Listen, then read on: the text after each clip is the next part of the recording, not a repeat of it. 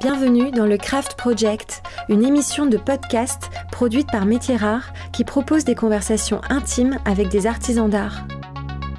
Un artisan d'art est un homme ou une femme qui choisit de faire apparaître de nouveaux objets sur la planète et consacre à cette tâche son corps, son âme et son esprit avec technique et poésie. Du dernier des Mohicans au néo-artisan, le Craft Project cherche à comprendre comment se construit et se vit une vie d'artisan, pour parler à nos cœurs de faiseurs, de chercheurs de sens et de rêveurs.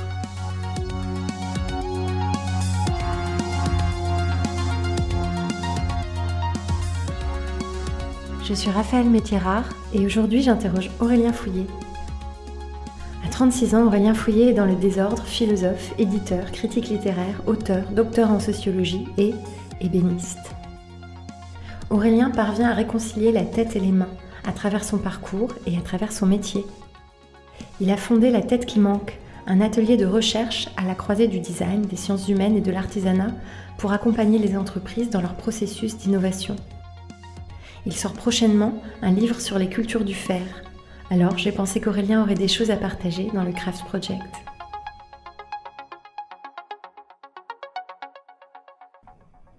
Bonjour Aurélien. Bonjour Raphaël. D'habitude, je demande comment a commencé la vie d'artisan. On va essayer de séparer deux Aurélien, l'Aurélien artisan et l'Aurélien penseur. On va voir si on peut les dissocier un petit peu. Mais la vie d'artisan et ce besoin d'artisanat, il a commencé quand pour vous ?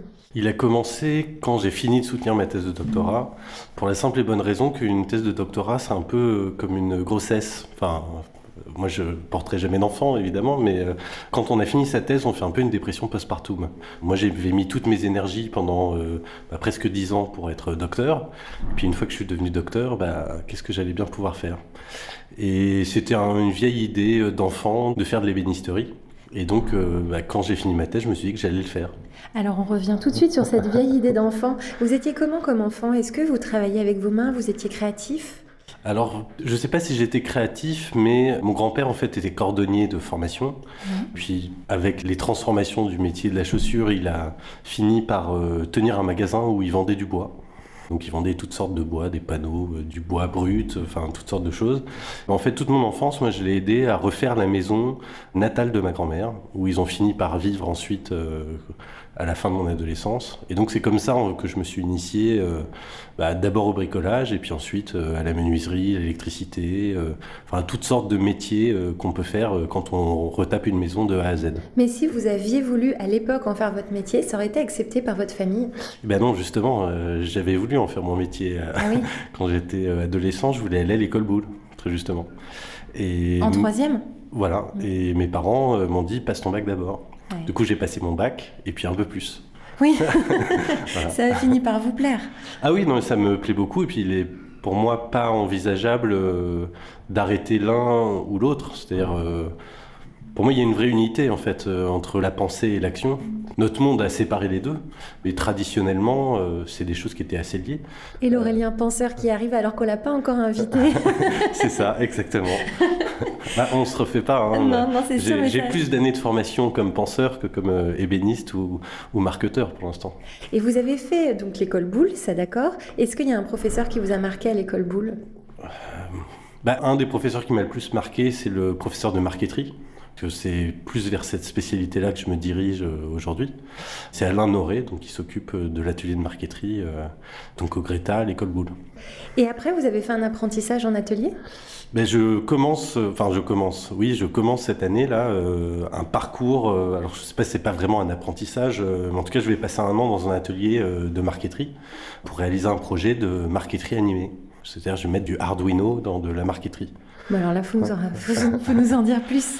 En fait, c'est plutôt vraiment l'idée d'animer les décors de marqueterie. Donc, rester sur un savoir-faire traditionnel, qui est celui de la marqueterie, mais plutôt que de faire des panneaux figés, travailler sur des motifs, des décors qui, par le jeu de capteurs, de servomoteurs, enfin de toutes sortes de trucs incroyables que nous permettent aujourd'hui le prototypage rapide, de faire bouger ces motifs pour créer de nouveaux effets et puis que ce soit rigolo en fait, tout simplement. Alors on arrive directement à la grande question de l'innovation dans les métiers d'art. Quelle place elle a pour vous ? Comment vous... Déjà pour moi, l'histoire des métiers d'art c'est une histoire de l'innovation. C'est-à-dire que c'est pas du tout des savoir-faire qui sont restés figés ou qui sont dans leur jus, comme on dit, mais au contraire, genre, de l'Égypte ancienne, où on a les premiers assemblages de bois, jusqu'à aujourd'hui, il y a une succession d'innovations, aussi bien sur les techniques d'assemblage, sur les matériaux. Voilà, et donc, on fait tout un plat de l'innovation aujourd'hui, mais en fait, on va se demander pourquoi d'ailleurs, parce que en fait, les métiers d'art, ils ont une culture de l'innovation qui est véritablement ancrée en eux. Quand on fabrique un objet, ça se passe jamais comme on pense que ça va se passer. Je dis souvent, il faut se méfier de la réalité. C'est un peu ça. Il faut se méfier en fait de la réalité parce qu'à chaque fois, elle nous oblige à trouver le truc qui va nous permettre de corriger ce qu'on n'avait pas anticipé. Alors, je suis tout à fait d'accord sur la partie innovation, mais alors peut-être que ce que les gens attendent ou ce qu'on a envie de dire, c'est le digital dans les métiers d'art. Parce qu'on a envie toujours de connecter les deux. Et ça paraît être des mondes très éloignés. Vous, dans ce que vous nous décrivez de votre projet de marqueterie, par exemple, vous connectez les deux. Oui, mais encore une fois, quand les métiers à tisser mécaniques sont arrivés à la fin du 19e, ça a chamboulé la façon de faire du tissu traditionnel. Mais ceux qui s'en sont sortis, et finalement, la façon traditionnelle aujourd'hui de faire du métier à tisser, c'est celle qui a réussi à incorporer une innovation technique qui était le métier à tisser mécanique. Aujourd'hui, les outils digitaux, quels qu'ils soient d'ailleurs, que ce soit les outils de fabrication numérique comme les commandes numériques, comme les découpeuses laser, qui sont ça finalement des outils qui sont pas très différents des scies circulaires ou des autres machines comme ça. Simplement, elles sont commandées par ordinateur, donc ça change pas véritablement la façon de concevoir un objet. Ça change la productivité, ça permet de faire des motifs peut-être un peu différents, enfin de travailler sur d'autres formes. Mais il n'y a pas d'opposition, c'est pas une nouveauté.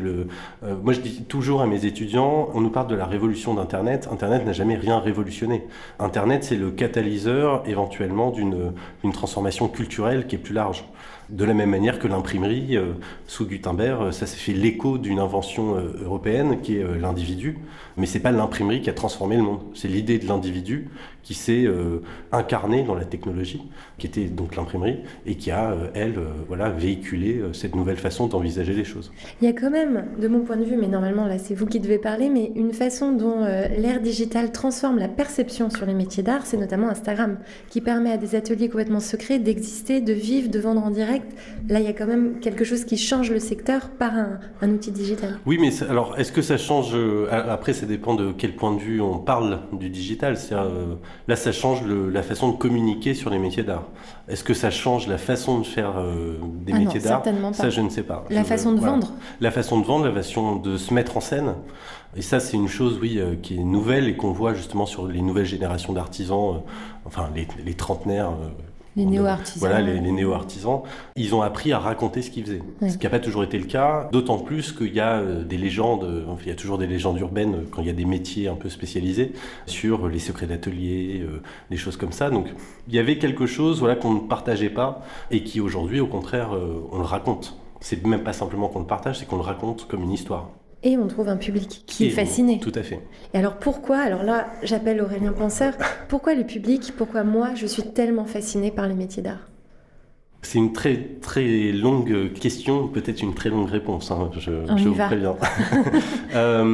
La première chose, c'est que nos sociétés, elles ont décorrélé l'homme de l'objet. Il y a des choses très simples, et puis des gens qui l'ont dit bien avant moi, mais aujourd'hui, quand on ouvre le capot d'une voiture, il y a une plaque de plastique qui est sur le moteur. S'il y a encore 30 ou 40 ans, tout le monde était à peu près capable de changer une bougie, une plaquette de frein, de connaître 2-3 trucs de mécanique. Aujourd'hui, si vous ne l'amenez pas au garagiste, et même le garagiste souvent déporte la réparation sur des services qui sont plus complexes parce que tout est électronique, donc on ne sait plus comment fonctionnent les objets. Et ça, c'est une des choses merveilleuses des métiers d'art, c'est que les gens qui pratiquent les métiers d'art, ils savent toujours comment fonctionnent les objets. Et donc, je pense qu'il y a une magie, véritablement, de l'objet lié au savoir-faire, tout simplement parce que c'est un objet qui est à taille humaine, on pourrait dire. Ça renvoie... tout un ensemble de gestes, c'est vraiment un lien presque du corps en fait. Même si on utilise une scie circulaire sur table, le corps est engagé. D'ailleurs, des fois il est tellement engagé qu'on se coupe un doigt. Mais, tout à fait. Donc il y a un rapport particulier dans les métiers d'art à la matière. Ça c'est la première chose. Et puis la deuxième chose, c'est que je parlais tout à l'heure de la révolution numérique. enfin de ce qu'on appelle comme tel. Et la transformation culturelle que la révolution numérique a amenée, ou accompagnée plutôt, elle l'a fait de façon en virtualisant un certain nombre de comportements. Tout s'est passé dans Second Life, sur Instagram, sur Facebook, donc c'est des choses qui sont intangibles.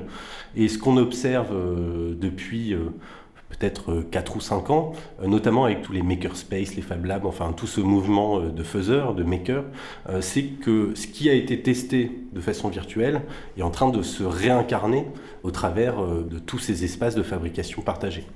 Et les métiers d'art sont évidemment le fer de lance de ça, parce que la façon dont fonctionne un atelier, c'est le modèle exact sur lequel un Fab Lab, un makerspace va se constituer ou se mettre en forme. C'est ce que vous voulez dire quand vous parlez dans vos articles de la culture Fab Lab ?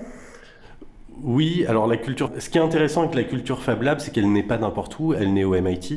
Le MIT, comme beaucoup de gens le savent, c'est un des lieux de création justement des cultures numériques, des cultures digitales, avec l'invention d'Internet, du premier jeu vidéo, enfin ces choses-là. Et ce qui est très intéressant, c'est que ce qu'on dit assez peu souvent, même si on l'entend parfois, c'est que ces cultures digitales, elles viennent pas de nulle part. Elles viennent pas nécessairement que de l'informatique. Elles viennent notamment des contre-cultures américaines, donc le mouvement hippie, le mouvement du rock psychédélique, enfin toutes ces choses-là. Il y a tout un tas d'anecdotes, notamment une où Steve Jobs aurait dit de Bill Gates que s'il avait pris du LSD, il aurait fait de meilleurs ordinateurs. Il y a toute une culture populaire qui est derrière les innovations du MIT et puis de la Silicon Valley. Mais ce qu'il faut bien voir, c'est que justement dans ces contre-cultures, il y a un modèle communautaire. Et l'Internet, au départ, la façon dont les labos même fonctionnent, c'est vraiment sur un modèle communautaire.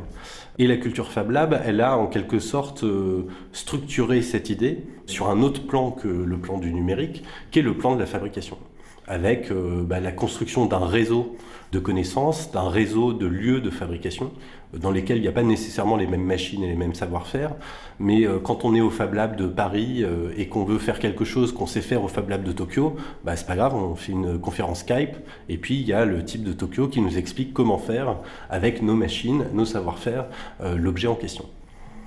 Ça veut dire que tout le monde peut devenir ébéniste, mais qu'est-ce que ça dit ? Quelle est la spécificité d'un artisan d'art aujourd'hui dans une culture des makers où tout le monde se sent makers et va dans un Fab Lab ? Alors c'est une très bonne question parce que je pense intimement que justement tout le monde ne peut pas devenir ébéniste ou tout le monde ne peut pas apprendre à commander une découpeuse laser, c'est pas très compliqué.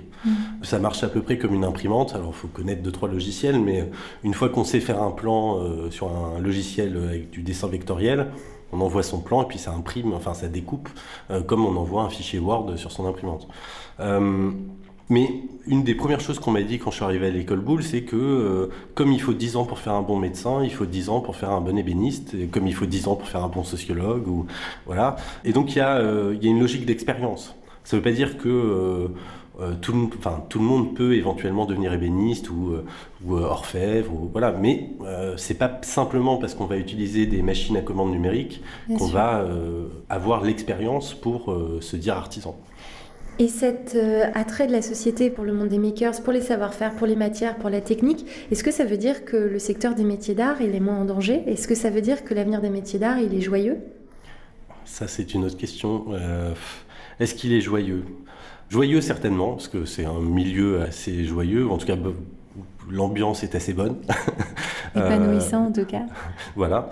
Oui, puis il y a cette idée vraiment communautaire, il y a un truc de fraternité presque dans les métiers d'art. Moi qui ai découvert ce monde-là il n'y a pas si longtemps que ça, il y a une façon de collaborer et de s'entraider qui est assez unique, en tout cas dans les mondes que j'ai pu côtoyer avant.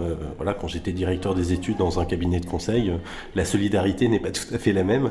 Qu'entre ébénistes où on s'envoie du boulot quand on exactement, en a trop. entre ébénistes et puis entre les différents métiers, c'est-à-dire voilà, quand on a besoin de quelqu'un pour faire telle pièce et de tel savoir-faire, on fait appel finalement à ses copains. Enfin, voilà. Donc de ce côté-là, il est joyeux. Après, du point de vue économique, ce qui est paradoxal, c'est que le monde du luxe et l'économie du luxe est une des économies qui se porte le mieux aujourd'hui.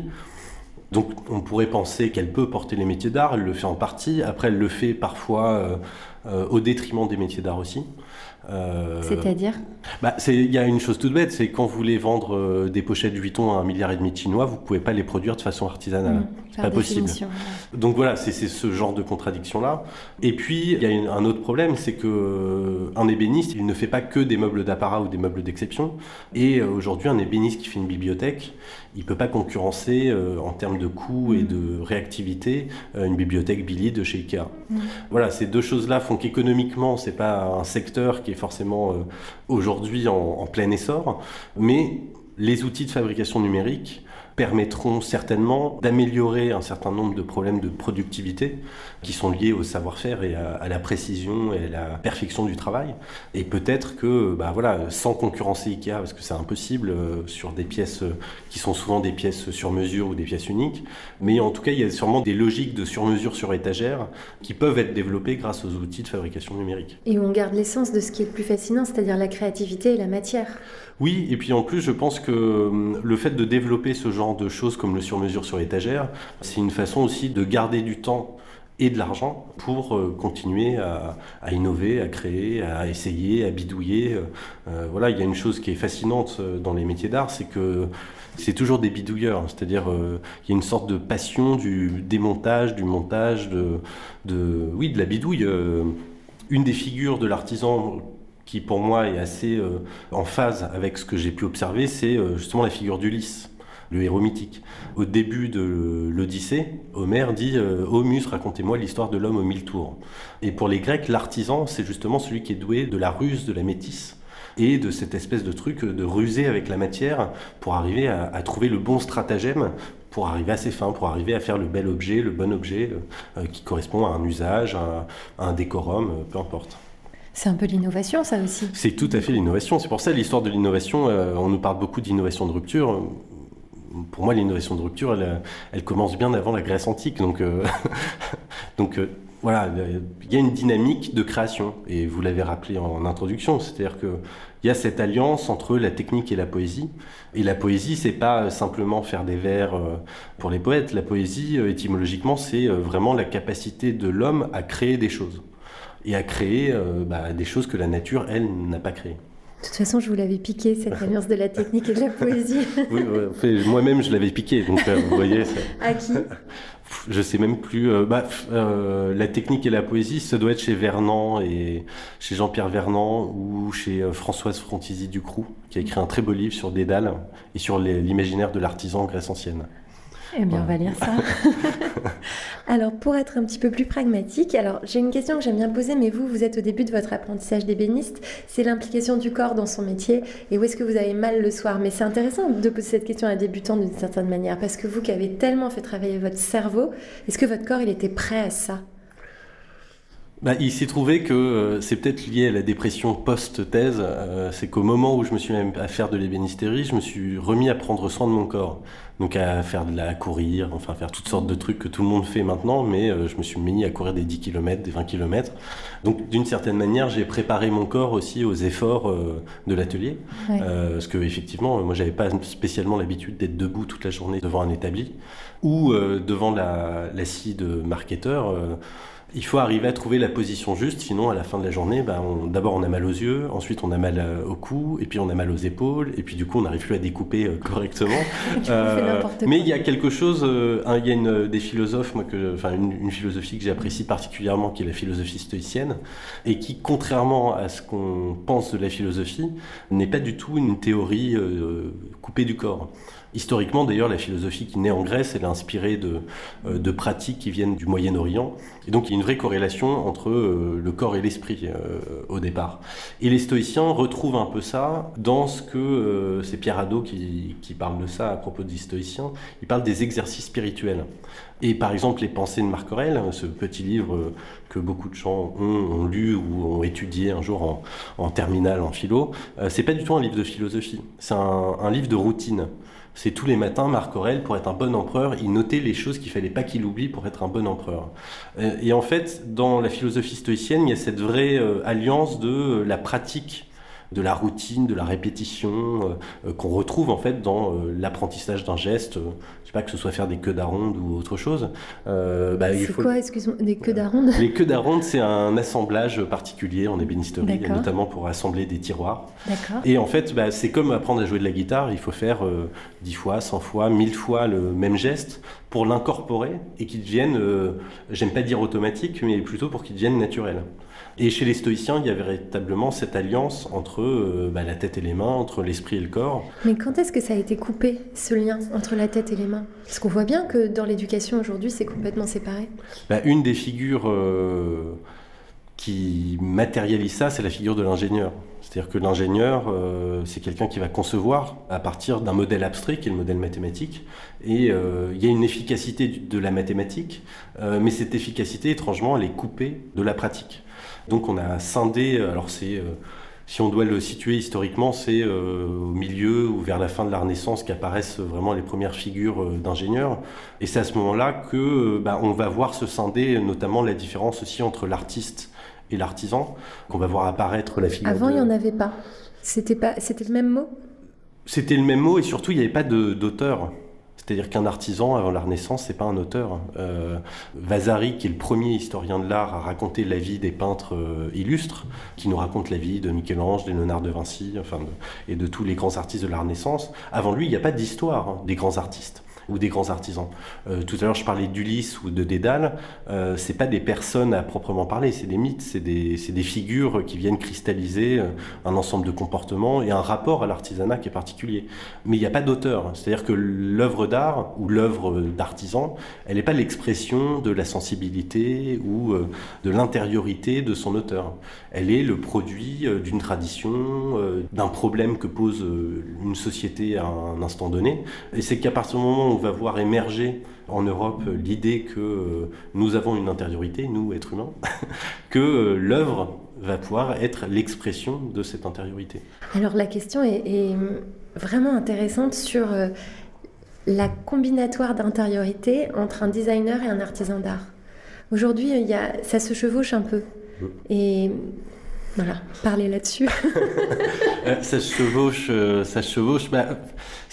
pour plusieurs raisons. Je pense que les designers, pour enseigner à l'ENSI et côtoyer donc les futurs designers français célèbres, enfin j'espère pour eux, ils tirent vers la figure de l'artiste. Alors en particulier à l'ENSI, qui est une école qui traditionnellement veut allier justement la dimension artistique et technique du design. C'est d'ailleurs l'origine du design, c'est les arts industriels ou l'esthétique industrielle, en français on dirait ça. Voilà, il y a une vraie parenté en tout cas entre l'art et le design, et entre le design et la technique. Et les artisans d'art, en tout cas les néo-artisans, eux, tirent vers le design. Et donc il y a une sorte de glissement comme ça qui s'opère, et c'est peut-être pour ça qu'il y a un chevauchement. Voilà, que la frontière est de plus en plus floue. Et puis, encore une fois, ces outils de fabrication numérique créent des passerelles, et notamment des moyens de communiquer entre les artisans d'art et les designers. C'est d'ailleurs assez amusant parce que quand on est du côté des designers, souvent on nous dit que les artisans d'art ne savent pas faire telle ou telle chose, et quand on est du côté des artisans d'art, on entend que les designers ne savent pas faire telle ou telle chose. Oui, c'est vrai que ça peut s'affronter un petit peu, se frotter en tout cas, ces deux mondes-là. On le sent bien sur tous les projets. Mais c'est une transition intéressante, je trouve, du marché aussi. Oui. Alors, j'ai une question, je ne sais pas comment l'approcher, mais j'ai une intuition qu'il y a quelque chose à dire sur la libido créative et l'artisanat d'art. Et je pense qu'il y a un peu de Jung à mettre là-dedans. Qu'est-ce que vous en pensez ? Alors, sur la libido créative et l'artisanat d'art... Alors, je vais faire un détour, mais ça c'est la formation de philosophe qui va m'y obliger, je pense. Notre société, elle est dans une époque un peu trouble.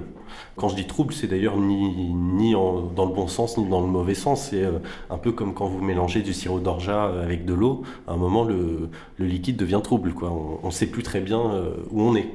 Et notamment, notre époque est trouble parce que ce qu'on appelle les grands récits, les grands discours structurants, c'est-à-dire politiques, économiques, culturels, religieux, qui ont structuré nos sociétés entre le XVIIe et le début du XXe siècle, aujourd'hui, ils ont un peu fait pchit. si vous me passez l'expression.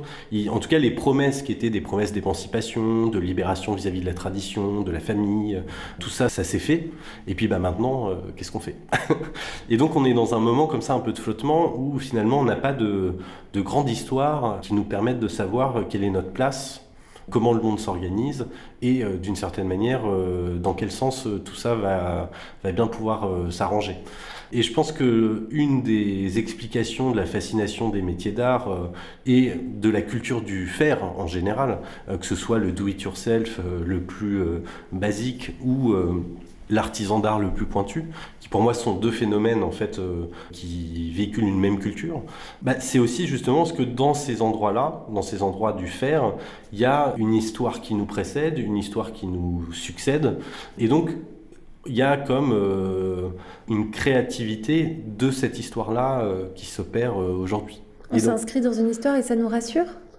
C'est pas que ça nous rassure, c'est que l'homme, il s'est toujours raconté des histoires depuis la grotte de Lascaux jusqu'à aujourd'hui. Je crois qu'on a besoin tout simplement de savoir quelle est notre place. On a besoin de...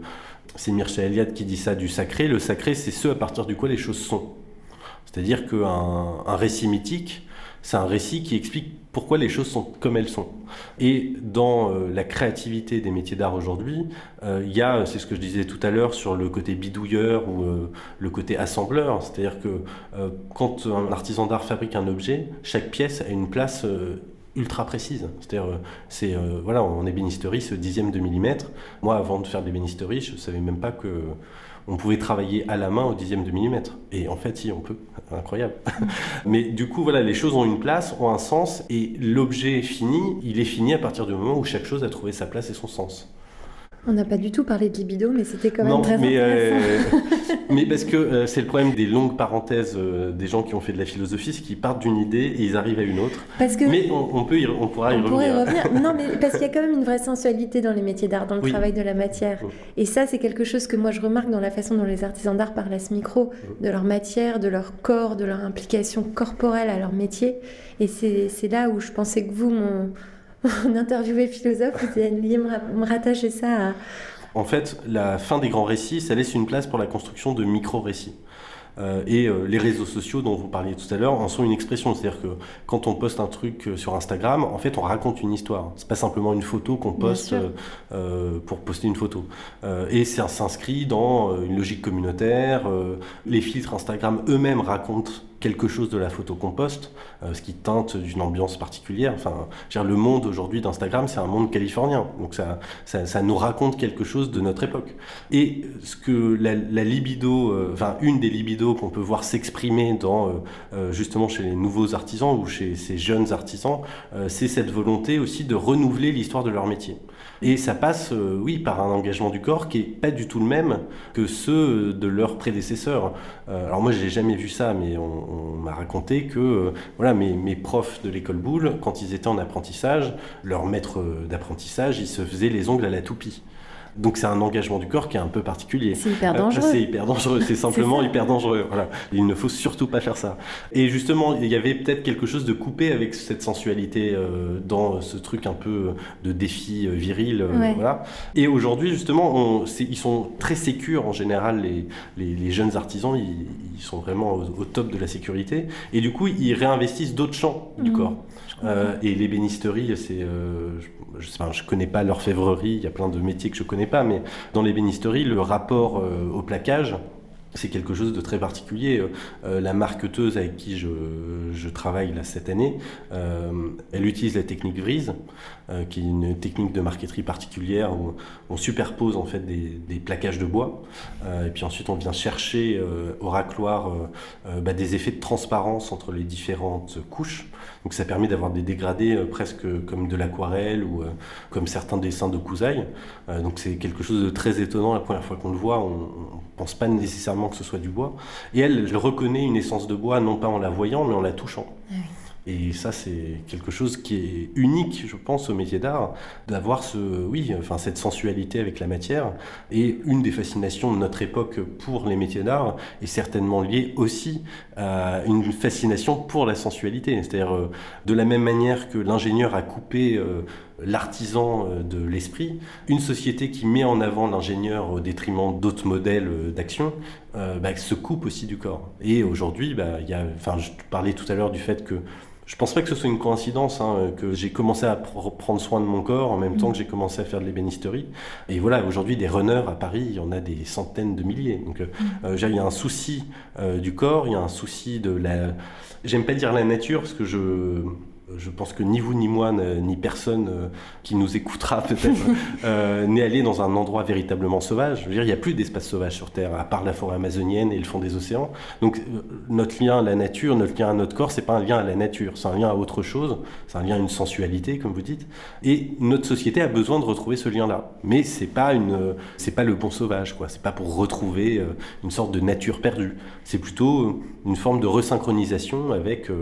notre corps, c'est le premier truc qu'on utilise le matin en se levant. Donc, ça ne paraît pas complètement fou de réapprendre à s'en servir dans sa vie quotidienne. Alors, il y a Pierre Salagnac qu'on a interviewé ici, qui disait que pour lui, un excellent plombier, c'est comme un artisan d'art. Vous en pensez quoi de ça ? C'est ce que je vous disais tout à l'heure. C'est-à-dire que je pense qu'il faut 10 ans pour faire un bon médecin, 10 ans pour faire un bon plombier, 10 ans pour faire un bon ébéniste. Dans l'artisan d'art, il y a une définition de Valérie de l'œuvre que j'aime beaucoup, qui est l'idée qu'une œuvre d'art, mais une œuvre en général, elle n'est une œuvre qu'à partir du moment où elle modifie son auteur. Et je pense qu'un bon plombier, comme un bon médecin, comme un bon philosophe, comme un bon ébéniste, c'est quelqu'un qui, justement, quand il a achevé une œuvre, la prochaine fois qu'il la fera différemment. D'accord. Voilà. Ça élargit notre définition de l'artisan d'art. Non, mais ça rejoint techné et poiesis. C'est-à-dire qu'il y a la technique, mais il faut maîtriser la technique. Quand même. Oui, mais non, justement, la poésie, c'est la capacité, d'une certaine manière, à toujours remettre en question. Et donc, une œuvre n'est une œuvre qu'à partir du moment où elle, en la faisant, la prochaine fois, on la fera avec un autre point de vue, on évitera peut-être certains écueils, ou on prendra d'autres chemins, ou pour explorer d'autres voies, ou parce que justement on aura corrigé un certain nombre de gestes, un certain nombre d'erreurs en faisant cette œuvre-là. D'accord. Et donc un bon plombier, oui, je pense comme un bon tailleur de pierre, c'est des métiers dans lesquels il n'y a pas simple... C'est ce que je disais tout à l'heure sur le réel, c'est-à-dire, et d'autant plus dans la plomberie, je pense, quand vous avez des coudes à faire en plomberie, il y a toujours un truc qui vous gêne, il y a toujours un problème en plomberie, de toute façon, sinon on ne ferait pas appel à un plombier. Et donc il faut avoir cette ruse dont on parlait avec Ulysse, pour être capable de s'adapter à l'existant. Et l'existant, c'est toujours embêtant, en fait. Le réel, c'est toujours un peu embêtant. C'est une contrainte. Donc, il faut être créatif pour dépasser cette contrainte-là. Et qu'on soit chirurgien du cœur ou qu'on soit plombier. Il y a cette contrainte du réel avec laquelle il faut faire. Alors, votre métier, c'est d'apporter les valeurs, les idées, peut-être les techniques, la philosophie des métiers d'art dans les sociétés. On peut dire ça, dans les entreprises même. Qu'est-ce qu'ils attendent de vous ? Qu'est-ce que vous leur apportez ? Qu'est-ce que vous leur apprenez au monde de l'entreprise ? Alors, cette partie-là de mon métier, c'est ce que moi j'appelle de l'accompagnement à l'innovation.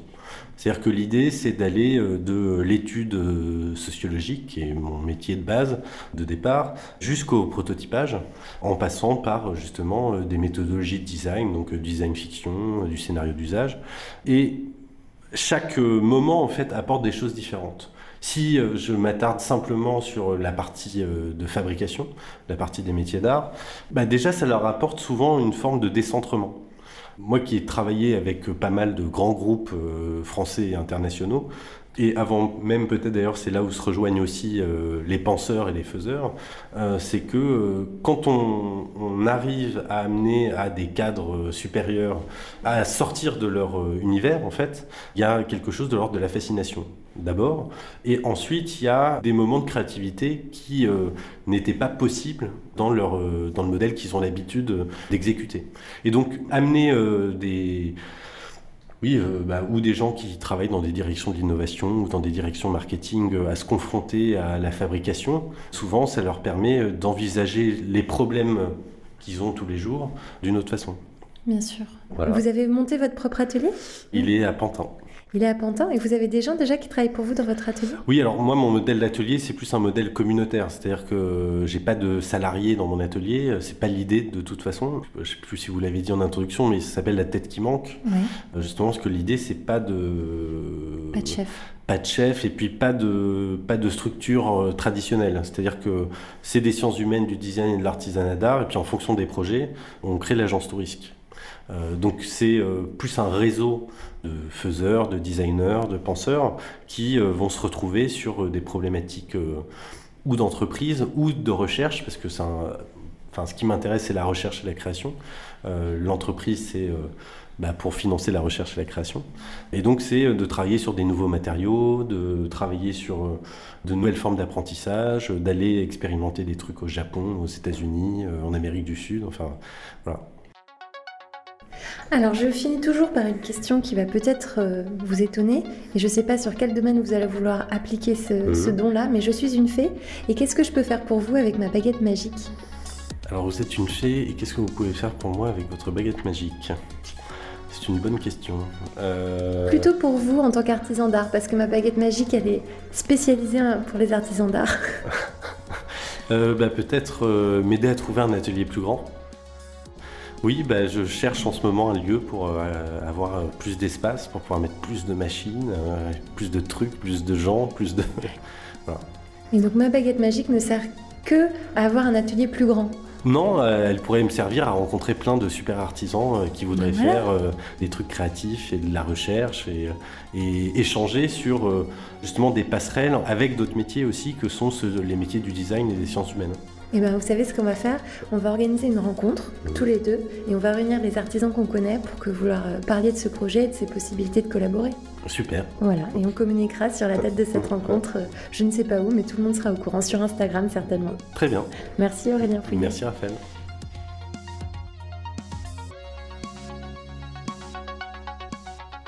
Métiers Rares est un studio de craft thinking. Le jour, Métiers Rares imagine et bâtit des ponts entre les métiers d'art et les marques. La nuit, Métiers Rares produit des podcasts qui célèbrent l'excellence et la créativité des humains. Si vous avez aimé ce podcast, dites-le nous avec 5 étoiles. Abonnez-vous, parlez de nous. Suivez-nous sur Instagram @métiers-rares. Suivez-moi sur Instagram @RaphaëlMétiers-Rares. La signature musicale a été créée par Velvet Stairs. Je remercie Philippe Calvérac pour le montage minutieux et le mixage exigeant.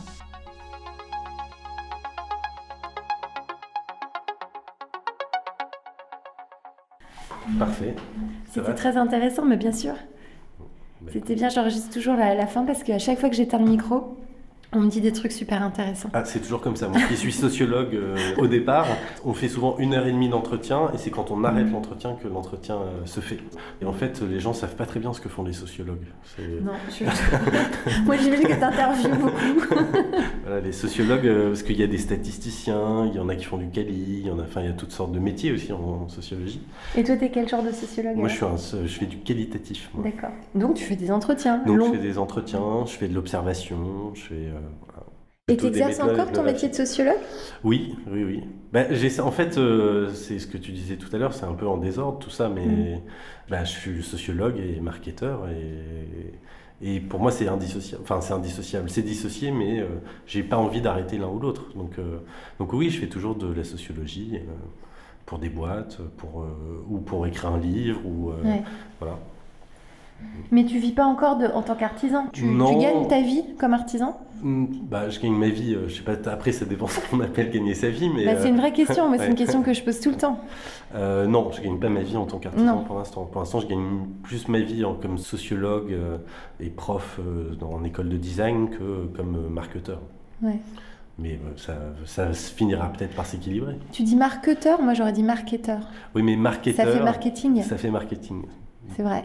Et donc, pour dissocier, je dis marketeur. Mais je ne suis pas sûr que ce soit la bonne formulation. Mais comme j'ai exercé par le passé un métier qui avait des accointances avec le marketing, pour éviter que les gens... Puis on déteste ce mot. Voilà, en plus c'est un mot assez lié. C'est un affreux mot. Donc je dis plutôt marketeur. Moi je regrette j'aime beaucoup le titre du podcast, le Craft Project. Je ne saurais pas comment le traduire en français. Tu vois ce craft qui est bien utile. Tu peux pas m'aider ? C'est pour moi aussi un vrai problème. Parce que par exemple, c'est pareil, le terme de design, Ouais. ce que je disais tout à l'heure, en français, il y a un mot, c'est l'esthétique industrielle. Ouais. Mais personne ne l'utilise, c'est un peu long. Moins glamour, moins sexy. Et puis, c'est pareil, les makers, on dit un peu faiseurs maintenant. Ça commence. Mais très vite, en fait, ça finit par dire oui, c'est les makers. Donc, mais il y a pas, c'est comme néo-artisan. Moi, c'est pas un terme que j'aime spécialement non plus, parce que ça voudrait dire qu'il y a des vieux artisans. Je suis d'accord. Et des nouveaux artisans. On peut avoir des néo-artisans qui ont 60 ans. Oui. Moi, j'en vois tous les jours. Tout à fait. Mais oui. Mais tu dis quoi, du coup, à la place de néo-artisan? Il faut qu'on s'écrive un petit vocabulaire, parce qu'on a les mêmes problématiques. Ouais. On va faire un brainstorming. Tu vois, brainstorming aussi, oui. C'est pas bon. Non, mais je pense que quand j'aurai fini d'écrire mon livre, j'aurai trouvé le bon mot. Sur les cultures du fer? Ouais. Tu le publies quand?